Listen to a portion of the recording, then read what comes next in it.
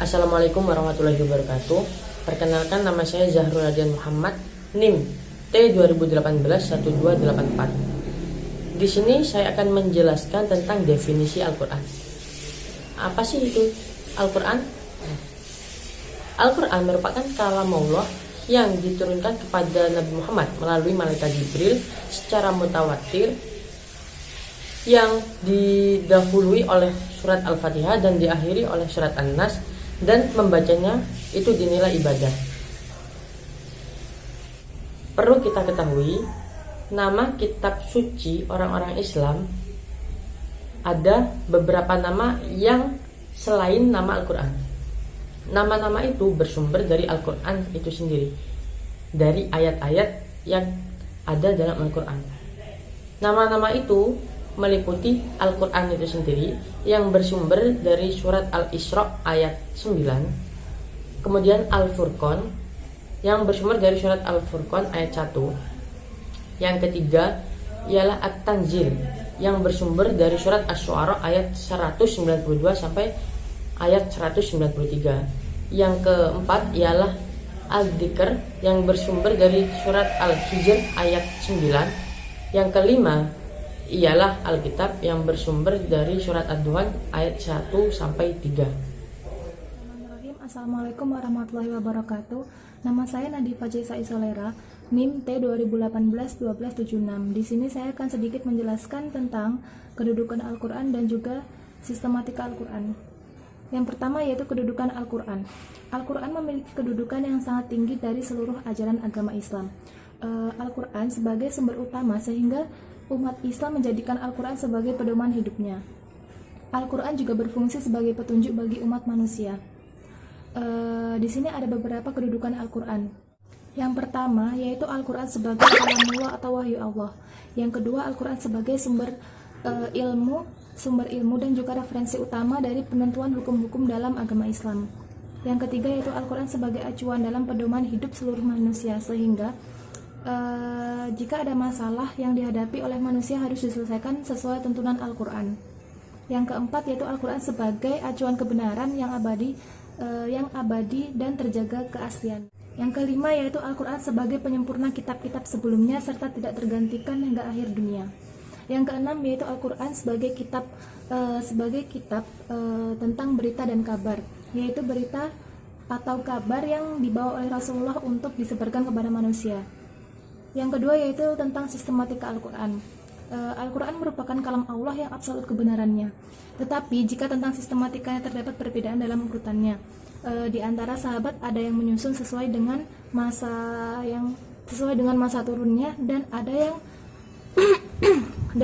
yang menulis mulai dari surat Al-Fatihah hingga surat An-Nas seperti pada Mushaf Utsmani. Mungkin cukup sekian sedikit presentasi dari saya. Apabila ada kesalahan, mohon maaf yang sebesar-besarnya. Syukran. Assalamualaikum warahmatullahi wabarakatuh. Assalamualaikum warahmatullahi wabarakatuh. Perkenalkan, nama saya Selin Malika Salsabila dengan NIM T2018-1281. Di sini saya akan menjelaskan tentang isi kandungan Al-Quran. Isi kandungan Al-Quran itu meliputi yang pertama ada masalah akidah. Akidah adalah masalah yang sangat prinsipal atau sangat penting dalam agama Islam. Begitupun dengan agama-agama lain. Akidah Islam adalah tauhid, yang artinya kepercayaan terhadap keesaan Allah.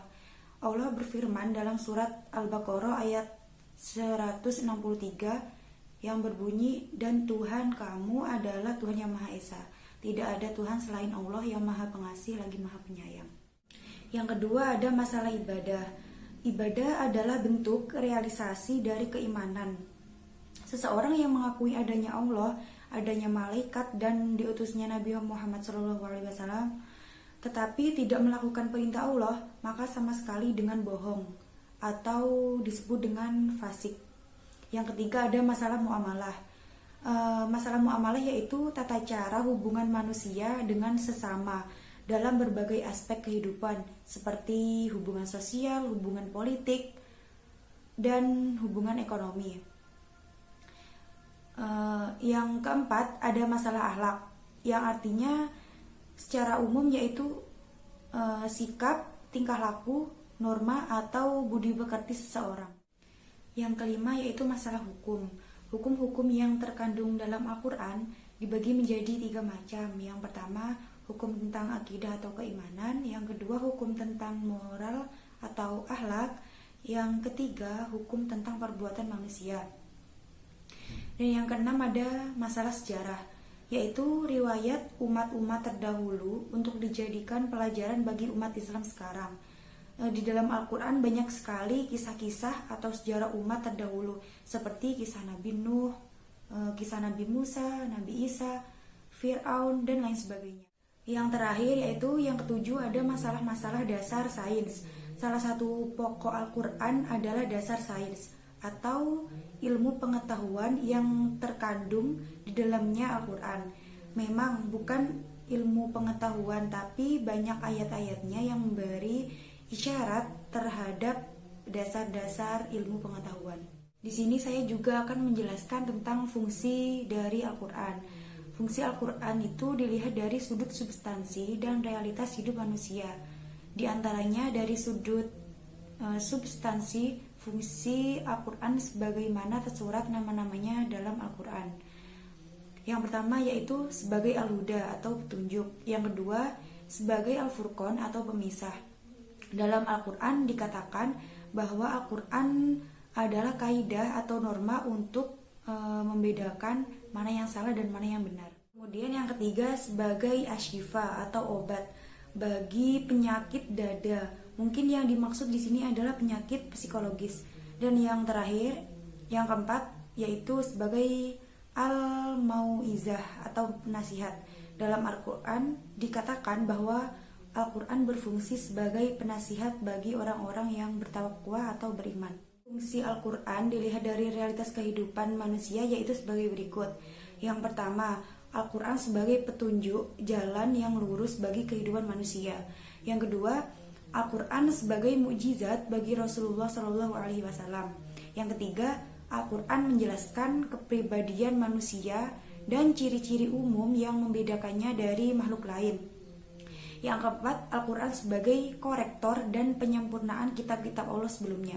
Yang kelima, menjelaskan kepada manusia tentang masalah yang pernah diperselisihkan umat Islam terdahulu.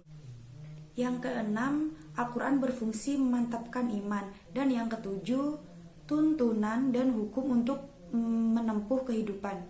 Al-Quran memang bukan ilmu pengetahuan, tapi banyak ayat-ayatnya yang memberi isyarat terhadap dasar-dasar ilmu pengetahuan. Di sini saya juga akan menjelaskan tentang fungsi dari Al-Quran. Fungsi Al-Quran itu dilihat dari sudut substansi dan realitas hidup manusia. Di antaranya dari sudut substansi, fungsi Al-Quran sebagaimana tersurat nama-namanya dalam Al-Quran. Yang pertama yaitu sebagai Al-Huda atau petunjuk. Yang kedua sebagai Al-Furqan atau pemisah.